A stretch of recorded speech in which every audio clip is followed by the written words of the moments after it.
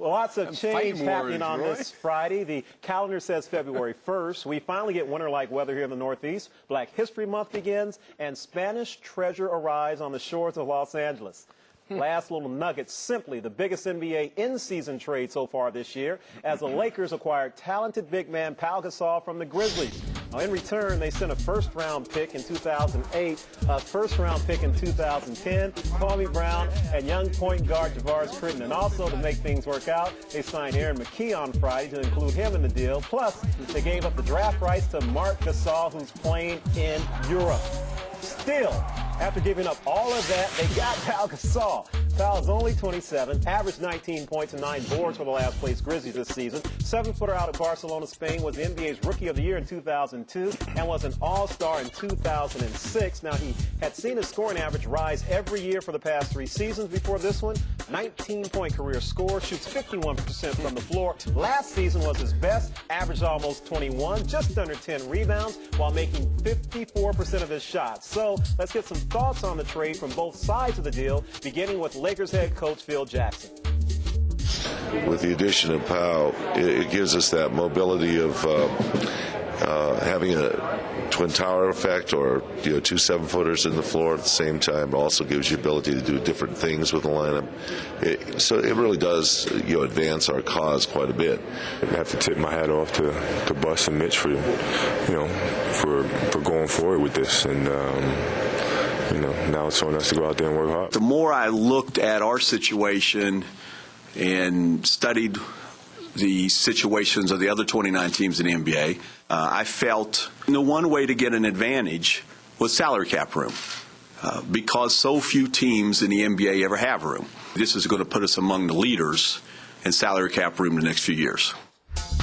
All right, so Chris Wall with his thoughts there. Once again, we look at the particulars of this deal, which I mentioned a few minutes ago. Aaron McKee has been working for the 76ers as an assistant coach, but had played for LA last season and never retired. Was signed to a deal this morning for the purpose of being involved in this trade. And I can tell you both. Heck of a way to get a raise. You know what? I tell you both. How do you know he got a raise? Good point. Good question there. And I tell you what, I've talked to Laker fans far and near, and the least enthusiastic fan I talked to today could be characterized as absolutely giddy.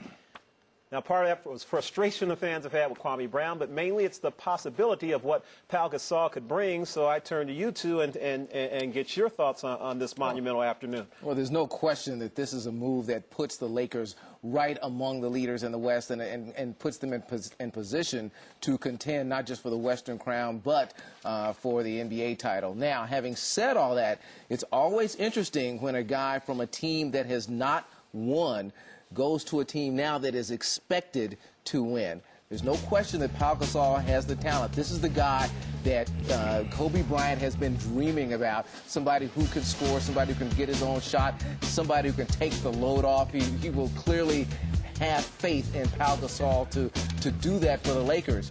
But when it comes to the big shot, I mean, I think Pau will be able to do that, but it's always interesting when a guy moves from a situation where there's no pressure to win to all of a sudden now it's all on him. Well, I don't buy that one, because they went to the playoffs. I'm not selling it. I was just saying it. You're saying you're selling it. 3 years they went to the playoffs in a row. So he has won. They didn't win any playoff games. They were 0-12 during that reign. He also was the top player in Europe. He won the MVP, and when Spain won the championship, even though he was hurt for, I believe, the last 2 games. Yes, but he was.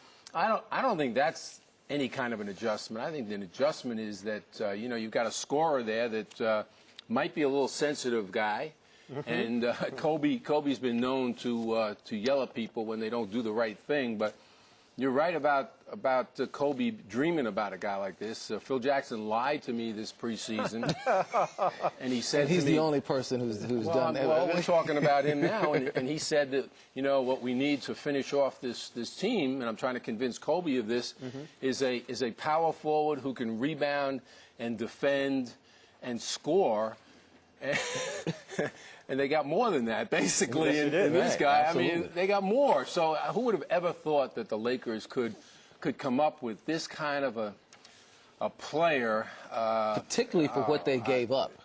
That's what I'm saying. Yeah, exactly. Well, Gave up nothing. A lot of bodies, but again, for the Kwame experience was not enjoyable for the fans there. What we heard Chris Wallace of the Grizzlies saying, Kwame's making $9 million this year, and that comes off the books at the end of the season. So that is the cap space he was talking about. But talk to me just a little bit about, again, Roy alludes to what Pau hasn't been able to do. And, all right, so no victories against the Spurs in the playoffs when you are able to go there as a Memphis Grizzly. But now with the expectation levels on, you don't think that changes anything for him, Peter? No. This kid's a heck of a player, and he's been under pressure his whole life as being coming from Europe, doing what he did in Europe, coming here, performing, getting a huge whatever. Might not be any double teams now.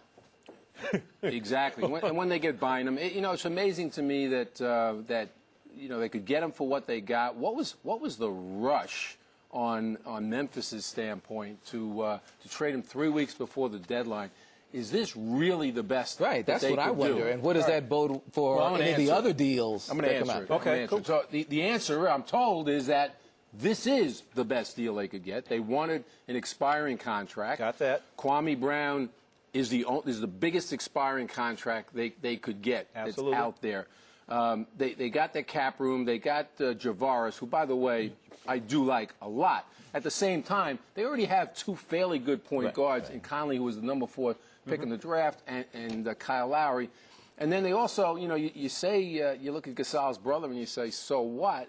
But he is 7'1". They say he's a much more powerful version of Pau. And so they'll have that as an asset also. If he decides to They also got $3 million, I'm told. The 2 number 1 picks they got were in 08 and 10. Right. And then they gave a second round up somewhere down the line as well. But they're lottery protected all the way to 3 in 08 and in 6 in 10. And there's a spiraling way if it comes lower than that. Right. But it's still, what was the rush?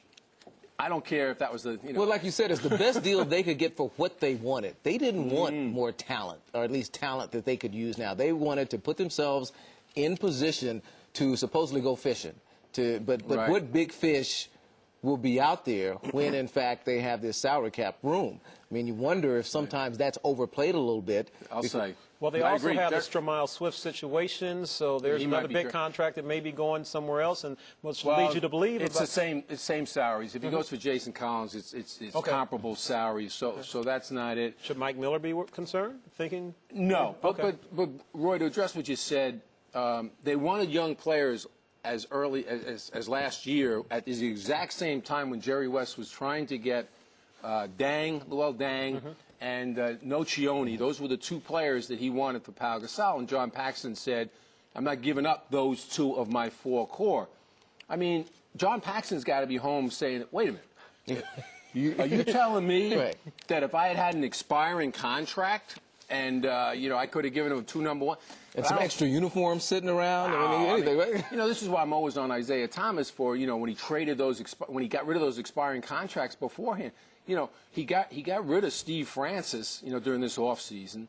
He paid off Jalen Rose, let him walk away. These are the kind of deals that you can make. That you can deal with. Yeah, we're in an era now where the biggest assets are contracts and not necessarily players. So it makes it difficult to really assess some of these trades because you're not really trading for something that fans can look at and say, okay, I'm getting this for this. It could be years before you're really able to assess the value of this trade. One other thing to pick up on what you said about, sometimes it's played too much that you got all this money and what does it really mean?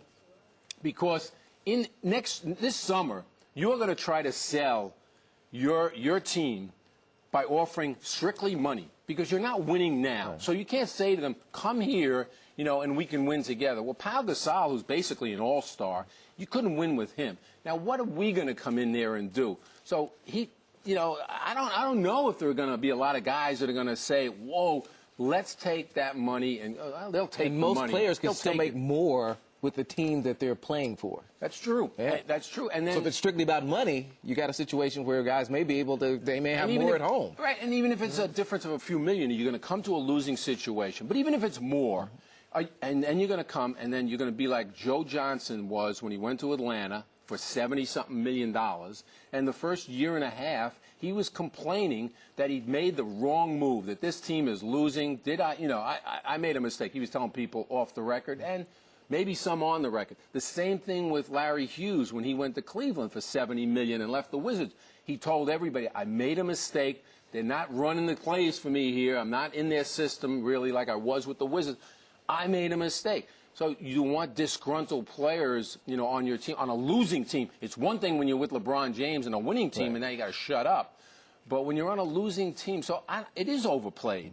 And to me, that's what I look at. I say, okay, you got the money. So I agree with you. 4 out of 5 times. Yeah, 4 out of 5. Three out of 5. 3 out of 5. But that's okay. Well, the money also comes into play for Marc Gasol, who's over there playing in Europe, who decided that making the money over there was a better opportunity for him than becoming the second-round pick for the Lakers, which he was. Actually went to high school in Memphis while his brother was there playing for the Grizzlies.